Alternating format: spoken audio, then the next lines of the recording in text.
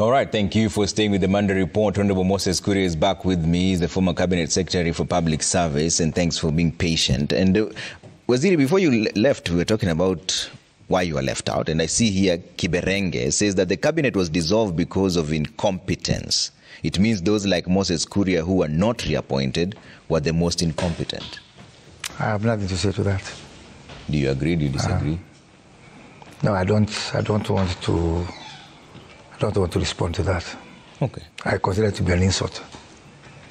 But you're here to respond. So yeah, no, I cannot. Let's talk things which are useful to Kenyans. Okay. Speaking of things that are useful, you said that you sympathize with some of your colleagues who are not able to do much. Not all work is, some of the work, some work gets visible over time. Other work, some other pieces of work will really take a long time to be seen, much as it is useful work.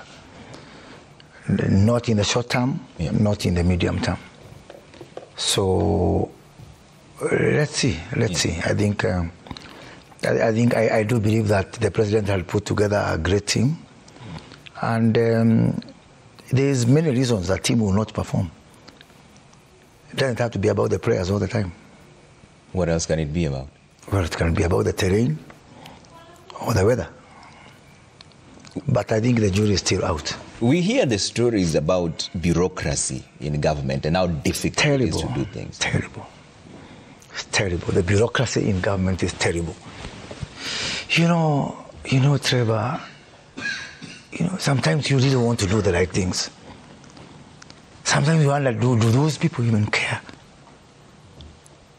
I'm saying, let me refer again yet to the work that I did, in the Ministry of Investment, Trade and Industry. Sometimes you go out there, investors have got options of where to take their money. They choose Kenya. You convince them, you go to the Americas, to Europe, to Asia, to all the continents, to the rest of Africa, and you think, oh wow, I have backed this huge investor.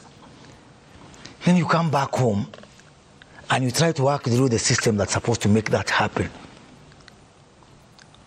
I've got investors who have been mark timing up, down. They have spent millions of dollars on just travel. And sometimes you wonder, those are the investments that are going to create jobs, for example. It makes me sad sometimes, really sad about this country. So what is stopping? If you don't change, it's going to have a huge conversation among ourselves.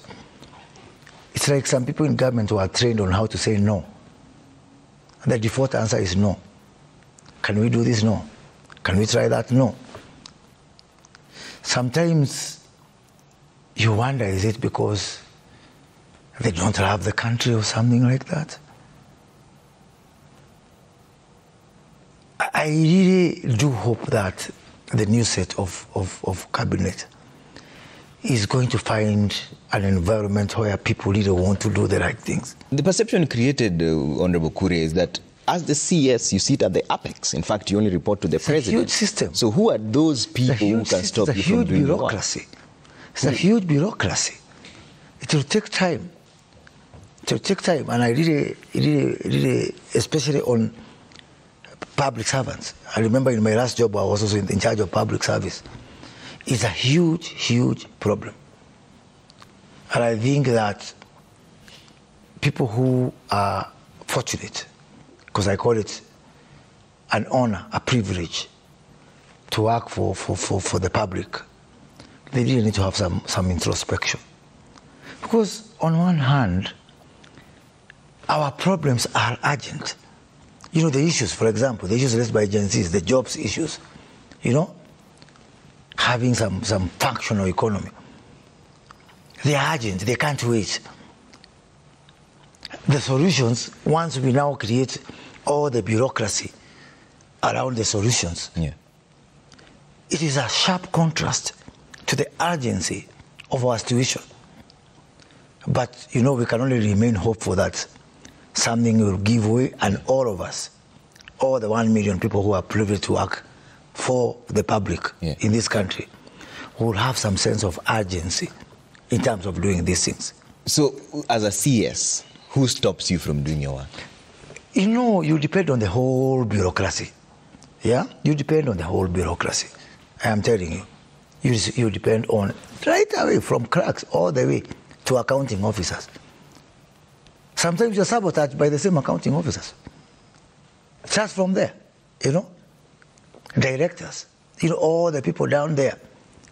People take their sweet time. They start with the answer, no, then they start drafting the reasons. Yeah? Let us do this. Let us approve this investment from this person. Let us do this. The answer is no. Why? Give me time to come up with reasons. You know?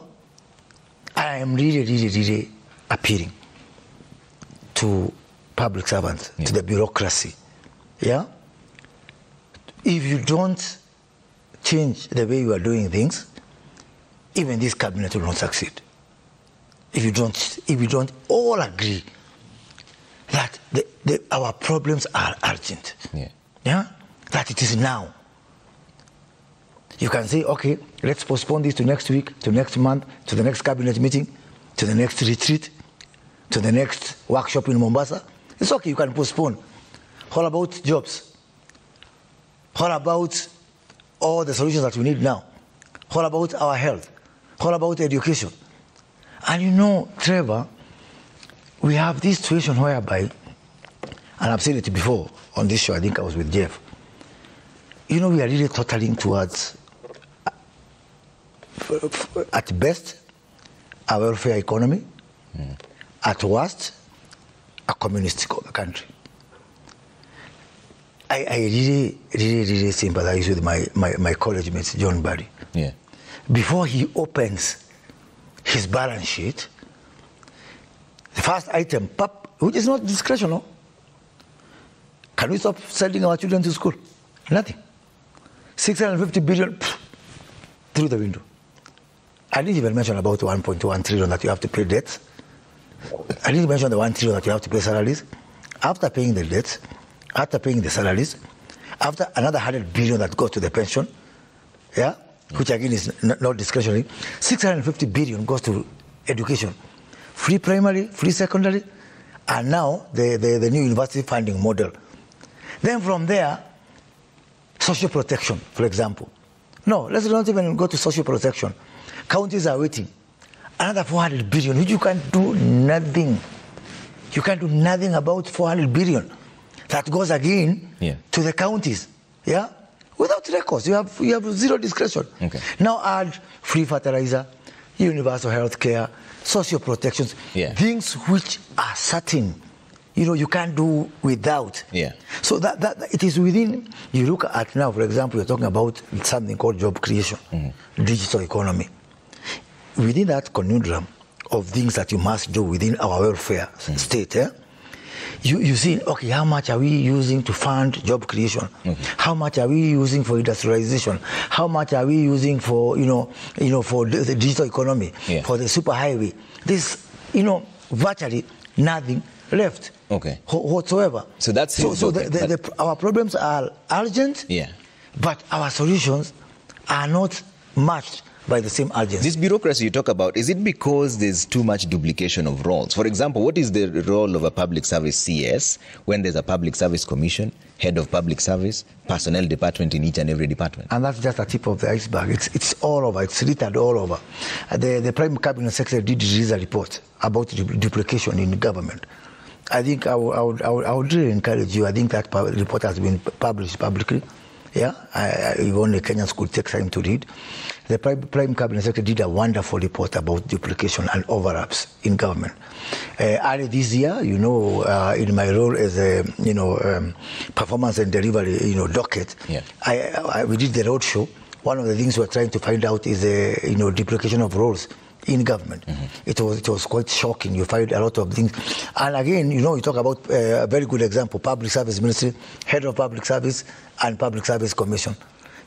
Even the issue of commissions. I mean, why on earth would you have Public Service Commission as an independent commission? Why on earth would you have the Teacher Service Commission as an independent commission? What are you trying to protect in that case? And that's why you find decisions about hiring and about budgeting are not matching. Okay. And it's about time we revisit the 2010 Constitution. That's why I'm one of the very few things I really wanted to read a private life. Mm-hmm. I consider this interview to be my exit interview. So this is your last interview? This is my last interview, yeah. But I want to tell you something, Trevor, that even as I retreat to my private life, one of the things I'll give my voice and energy to is really the reform of this Constitution. Okay. Yeah, because, you know, I was part of 2010. I was in Naivasha. I was part of the, remember, the Kibaki team in this Constitution. I was working with Uhuru Kenyatta on this Constitution. And that time, I was you know, joint with Salim Lon. We were co-heading the secretariat for the communication for the Yes campaign for 2010. And so I can tell you from a position of knowledge that we pumped into this Constitution things which were, because we came from a very wounded, you know, past. So everybody wanted to, let's have independence of this commission. Let's have something for gender. Let's have something for this. As a result, part of the biggest duplication that we have in government is really this issue of independent commissions and offices. Okay. Something so you think those should go? I think the bulk of them should go. We need to look at them again. Yeah. We need to look at them again and say, is this independence just on paper to make, you know, give people a good feeling or what? So those are commissions. What needs to be fixed? Counties. Our counties are uneconomical. So should tell they me all one be county abolished? That can build 1 kilometer of tarmac. Okay. You can't. To get 40 million to build 1 kilometer, 40 million of tarmac, they can't. So you want them all abolished? And that's why even you have corruption in the counties. Why? Because we have got money that seems to be so much that can't do anything meaningful.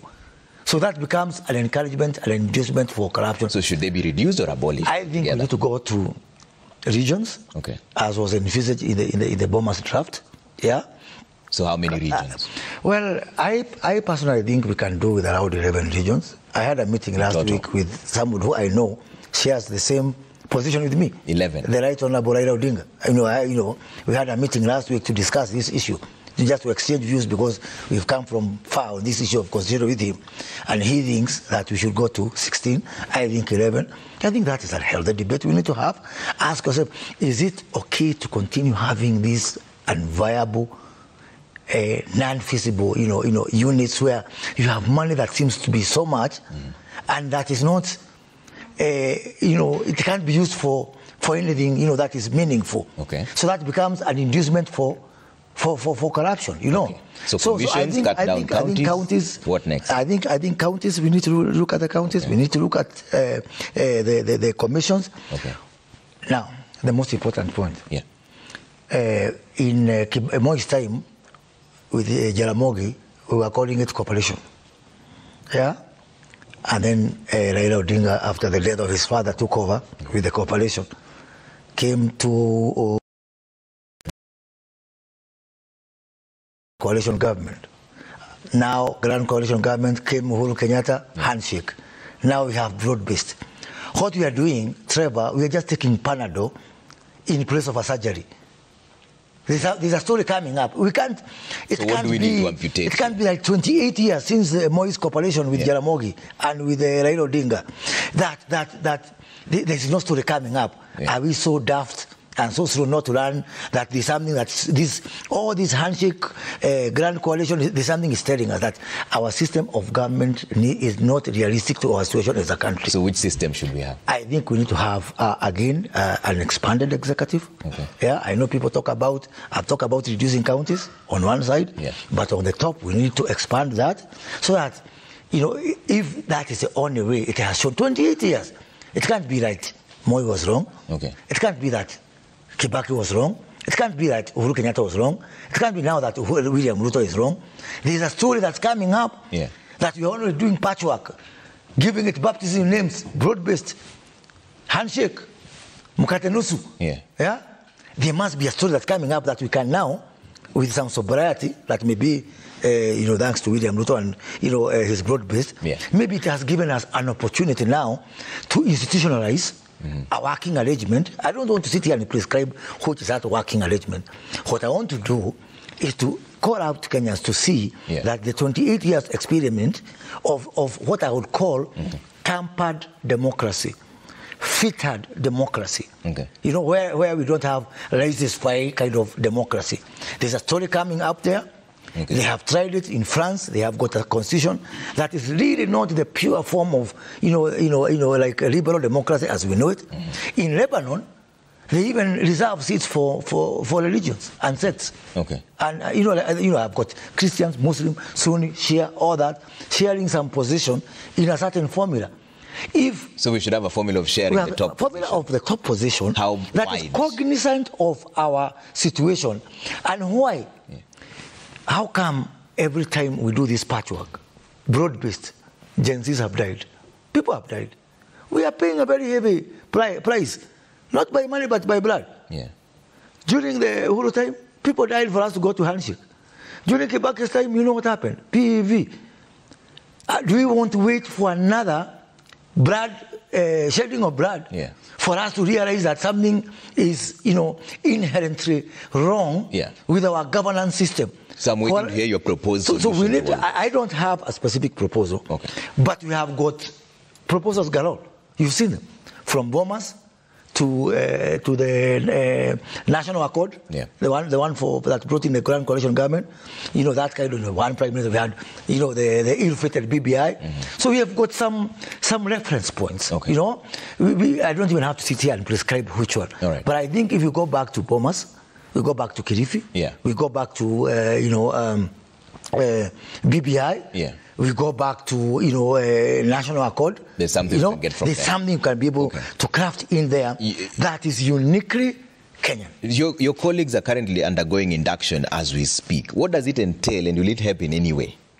I think some of them are completely green to government. So I think there's two kinds of inductions. One induction, of course, is what I would call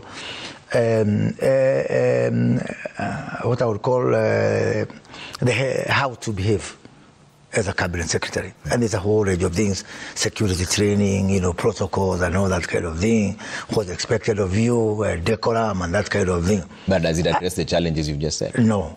I think that's another. I think this is just a classroom. Your class teacher. Yeah. You know where to go for meals and all that kind of thing. Okay. I think the real work. I think what I expect the president to do is to call a retreat. Yeah. And ask them to really, of course, after maybe some few weeks, once they are able to indulge in their ministries and see what is expected of them, that they will be able now to do a retreat so that they can now be able to harmonize. And time is ticking. So I think the sooner that is done, the better. Are there situations where the PSs are sometimes more powerful than the cabinet secretary? Well, these are human beings. It's not machines. So it happens like that. It happens like that. And you've got a system whereby, can I stop my PS from getting a call from somewhere? No, I cannot. So it so happens. But I think bottom line is that people are expected to have a way of working together. Because no CS chose a PS. People found themselves working together. And you work with the people you find yourself with. You don't work with the people you like, necessarily. Okay. So I think that is a test of leadership. Yeah. It can be challenging. It can be challenging. Many people say that the problem here is the actual leadership. Because if you say that you can't stop someone from getting a call from someone, I'm assuming the appointing authority is the president, so you can call any of you. Does that then sort of pull the rug under your feet? No, not really, because I know ministries, and I can point out some ministries. The ministry of Kindiki Kidure. I was even jealous of the working relationship between the PSS Omolo, PS Bitok, and PS Sali, in that ministry, and Kindiki, irrespective of who gets a call from where, they always have a way. And the president has been very insisting, even if I give you a call as a PS, please ensure that you put your CS in the loop. Sometimes maybe the CS is unreachable. Sometimes there's something urgent to be done. So you cannot legislate. You cannot legislate behavior. You cannot legislate behavior.